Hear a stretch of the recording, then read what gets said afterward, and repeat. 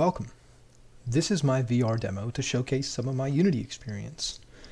Initially I wanted to demonstrate my actual game, however the actual game itself is made on a university laptop and doesn't exist as a game anymore. But fear not, some of my skills can be seen within this short demo. So let's get started. The first thing you probably noticed were my hands, given that they have guns attached to the back of them. Now, they're a major part of my game, and I think they're really cool. They return to your hand within 3.5 seconds of release, and they have a 13-round magazine. The interaction system within my game is done through the SteamVR plugin. It lets me hold a bow, nock arrows, and even fire said arrows. The weebles are targets. When hit, generate balloons. You can then fire your arrows at balloons and pop them. You can light the arrows on fire to then set the weebles on fire. This leads us to our first booth. A very simple archery booth. Our score displays on the right here, and the target is directly in front of us. Our score increments based on how close to the center you shoot the arrow to the target.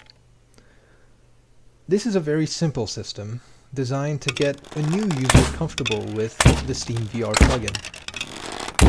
Given that this is a very open space, you also get a chance to see the volumetric fog and my adaptive water. The fog, the further you see, the less you see. The water changes depending on whether it's day and night, giving you a very clear glimpse of the waves as well as how nice the water looks. You'll also notice that the shadows are a bit wonky, and that's due to it being in editor mode.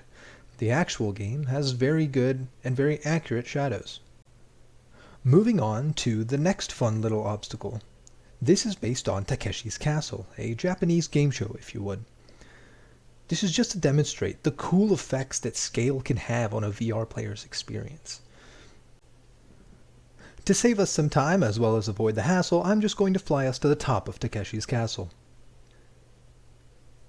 Here we'll come across some more SteamVR plugin samples that I really like. Here's a button that if you press generates some flowers. And here we have grenades that if you throw with enough force or have enough force exerted on them, explode into flowers. That's enough of looking at the overall SteamVR plugin. Let's go and start looking into some of my mechanics. I began working on the first because of how interesting the concept was. Here's the place you go to test your ability to slow time. You'll notice the cool effects that trails have on these objects. You can also pick up these balls as well as interact with them how you would any other interactable item. You'll also notice a timer that tells you how long you've been within this area. And that's really about it. Check out this cool shader on this button. It comes with Unity, but I thought it looked cool, so I just put it on this button.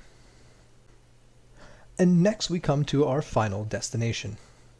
We move on to the mesh splitting mechanic. Definitely one of my coolest mechanics. Observe as I slice this cube. I can cut as large a slice as I want, or as small of a slice as I want. I will now demonstrate this mesh splitting on these training dummies. I removed all the colors from them and gave them their default gray to keep things PG-13. To emphasize how cool these mechanics are, here are some of the coolest things that I can do by stringing these mechanics together.